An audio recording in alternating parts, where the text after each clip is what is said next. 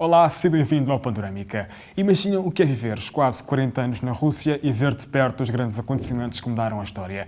É o caso do nosso convidado desta semana. Ia ser padre, mas deslumbrou-se com os ideais comunistas. Apesar disso, tornou-se um dos jornalistas correspondentes mais destacados do nosso país. É agora comentador de política internacional na televisão. Falo de José Milhazes. Olá, José. Olá. Seja bem-vindo ao Panorâmica. Obrigado. O José vai para a União Soviética com 17 anos para estudar e a seguir ideais comunistas. Exatamente. Mas o som cega a nossa capacidade de crítica, de pôr em causa, de duvidar aquilo em que acreditamos? Sabe que essas coisas, nós quando somos jovens temos muito esse sentido apurado, ou devemos ter Sim. um sentido apurado. Só que quando se é jovem quer-se mudar o mundo o mais depressa possível. E neste caso eu diria que quando se é padre, nós esperamos que o paraíso venha depois da morte. Quando se é comunista, nós queremos que o paraíso seja deste lado. Seja E é o mais José a rápido. agir. Exato. Daí que foi isso que me levou a tornar-me militante da União dos Estudantes Comunistas naquela altura e depois ir estudar para a União Soviética. Mas José acaba depois desiludido com o que vê. Acabo porque, afinal, aquilo não tinha nada a ver com a ideologia com que eu tinha estudado. E, na realidade, e comparando com a Europa, via-se, mas eu vi lentamente, que há pessoas que descobrem logo tudo, são uma espécie de visionários. Eu fui muito devagarinho e fui vendo que não passava de uma utopia. E que as coisas não eram como sonhava. Exatamente, não tinha nada a ver com aquilo que eu sonhava. O José diz numa entrevista que tem um princípio. Só os burros é que não mudam de ideias. O que é que ficou do comunismo em si? Do comunismo em mim, isso é complicado no sentido em que eu posso estar de acordo com alguns dos princípios, mas não com os meios, nem com as formas como eles são alcançados. E eu estou de acordo que é preciso mais justiça social, não há dúvida. Mas não estou de acordo, porque não existe uma utopia, a igualdade. Imagina agora meter toda a gente igual, em que sentido? Como? Se você, por exemplo, se todos nós tivéssemos possibilidades, nós certamente que não iríamos ter uma igualdade. Eu defendo mais uma via para a justiça social, que é a igualdade de oportunidades. Ou seja, a sociedade deve criar oportunidades para que as pessoas se desenvolvam e revelem as suas capacidades e os seus conhecimentos. Isso foi o que o José reteve da União Soviética. Exatamente, exato. Porque na União Soviética não eram todos iguais. Era Nem uma ilusão. estávamos próximos. Havia uma nomenclatura que vivia de forma muito diferente do povo, que tinha acesso a coisas que o povo não tinha, por exemplo. Não havia liberdade de expressão. Nós não podíamos estar a ter esta conversa consigo na União Soviética. Havia censura, mesmo em termos de universidade. É verdade que havia o acesso universal ao ensino, mas, por exemplo, alguns povos tinham dificuldade em aceder a determinadas universidades ou institutos superiores, ou mesmo quando se acedia, no meu caso que estudei História, havia, por exemplo, centenas e milhares de livros que nós não podíamos ler. Eram Sim. livros proibidos. Alguns deles poderíamos ler, eventualmente, muito mais tarde, mas eu dou sempre o exemplo mais flagrante, era a Bíblia. A Bíblia era um livro proibido na União Soviética. Exato. Eu só podia ir à biblioteca buscá-lo como historiador, com uma autorização do decano da minha faculdade.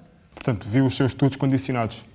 Claro que são condicionados, mas claro que isto também acontece, que as pessoas, à medida que vão vendo como são as coisas, vão tentando encontrar formas de dar a volta, de ladear esses problemas.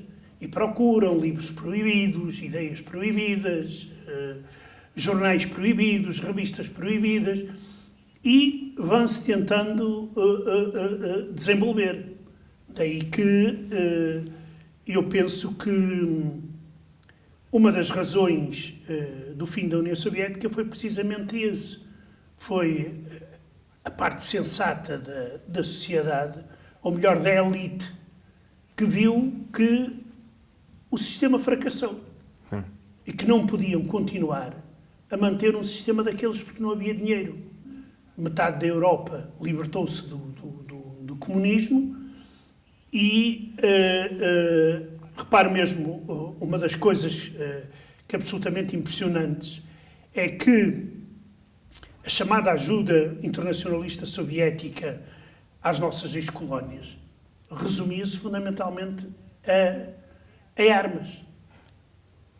Não havia grandes tecnologias, quer dizer, mandavam alguns médicos, enfermeiros e pouco mais. Certo. Não havia, digamos, um desenvolvimento desses países no sentido de se tornarem mais sólidos. Havia, sim, o fornecimento de armas que, no fim de contas, o que mantinham acesas guerras civis praticamente intermináveis ou então muito longas, como foi o caso de Angola ou de Moçambique. Sim. O José fala-nos da queda da União Soviética, que é a queda de algo em que o José acreditava, ou parcialmente, inicialmente. Não, eu não era daqueles que não era o sapateiro trancoso, nem o... Não. Demorou algum tempo a entender. Quer dizer, via-se que o sistema funcionava mal.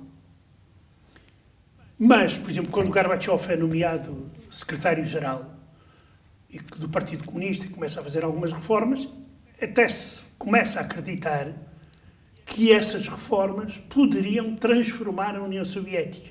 O que não aconteceu. Porquê? Porque exatamente não havia meios, não havia dinheiro. O dinheiro esgotou-se, foi no complexo militar-industrial soviético. Aí é que foi gasto todo aquele dinheiro que poderia ser eventualmente utilizado para o bem dos cidadãos comuns. Um jornalista que também é historiador vê as coisas de forma diferente? Digamos que eu acho que sim, por uma razão.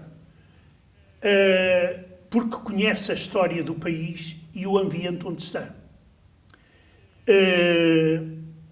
Eu acho que...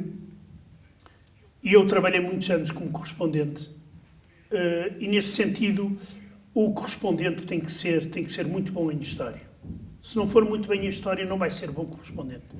Por exemplo, eu não posso imaginar um correspondente que não saiba a língua local. Porque, por exemplo, um enviado especial é um caso mais complicado, porque às vezes são pessoas que são enviadas, mas que não têm muito conhecimento do terreno. E podem transmitir aquilo que está naquele momento a acontecer, mas não conseguem explicar corretamente porque é que aquilo está a acontecer.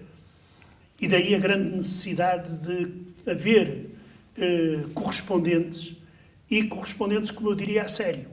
O José diz que teve uma vida enquanto correspondente diferente de outras tantas. Porquê? A minha vida como correspondente, por um lado, era uma vida extremamente intensa. Porque eu vivia num país e trabalhava para órgãos de informação que me obrigavam a trabalhar horas por dia. Quer dizer, que às vezes era de madrugada, outras vezes era de manhã cedo, outras vezes era o dia todo. O recorde acho que foi 3 noites sem dormir, quando foi do golpe de 19 de agosto de 1991. 3 noites sem dormir. Sim, em que já aquilo já, o dia e a noite já se misturava tudo. Claro que para um país como Portugal, e aí é uma coisa que nós temos que reconhecer, os nossos correspondentes estão em desvantagem sempre. Nós estamos em desvantagem porque temos menos meios materiais. Enquanto que, sei lá, um jornal ou uma revista norte-americana, naquela altura, havia, por exemplo, uma revista norte-americana que tinha 7 jornalistas em Moscou. Já para não falar em televisões, como a CNN ou isso. Quer dizer, nós não tínhamos esses meios. Nós tínhamos que sobreviver com os meios que tínhamos. que é A um RTP país... hoje só tem um correspondente em Moscovo, não é? Só, e não sei se... porque... e nada mais, e não há mais nenhum órgão de informação que tenha correspondente em Moscou, que eu saiba, embora a Rússia, neste momento, seja um fator muito grande em política internacional. Mas isso mostra exatamente as debilidades do nosso jornalismo em termos internacionais. O José é agora comentador de política internacional, mas acha que é possível ser jornalista para a vida toda? É, só que nós temos que mudar. Porque o jornalismo, quando eu comecei o jornalismo, eu comecei quase na pré-história. Se não foi na pré-história, foi digamos, na Idade Antiga, em que ainda não havia, só havia telex, não havia faxes, depois apareceram os faxes, depois apareceram os computadores, etc.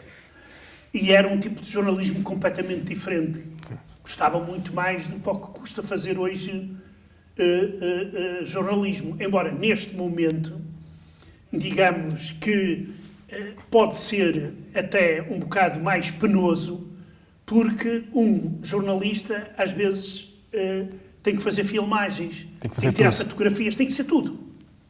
Tem que gravar, tem que montar e essas coisas todas. O que no meu tempo não acontecia, quer dizer, havia uma separação de tarefas. Hoje não. Hoje nós estamos num mundo completamente novo, principalmente com o aparecimento da internet e dos jornais online. Isto é uma autêntica revolução que eu não sei, por exemplo, como é que isto vai evoluir.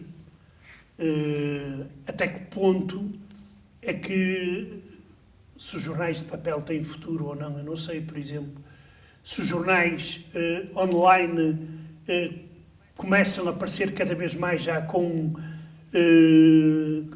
sons, com imagens, já se parecem cada vez mais com rádios, com televisões, ou seja, uma junção de tudo. Por isso é muito difícil. Tanto mais que a tecnologia também se desenvolve muito rapidamente. E o José consegue adaptar-se a isso? Quer dizer, adaptar-se a isso. Não posso dizer que seja um craque, porque não sou... é difícil. Agora, eu tento não perder o comboio, pelo menos em termos de análise, Sim. a capacidade de análise. Porque neste momento, penso eu, o jornalismo devia ser muito mais analítico. Por uma coisa muito simples. Primeiro, devido à rapidez com que anda a comunicação. Exato.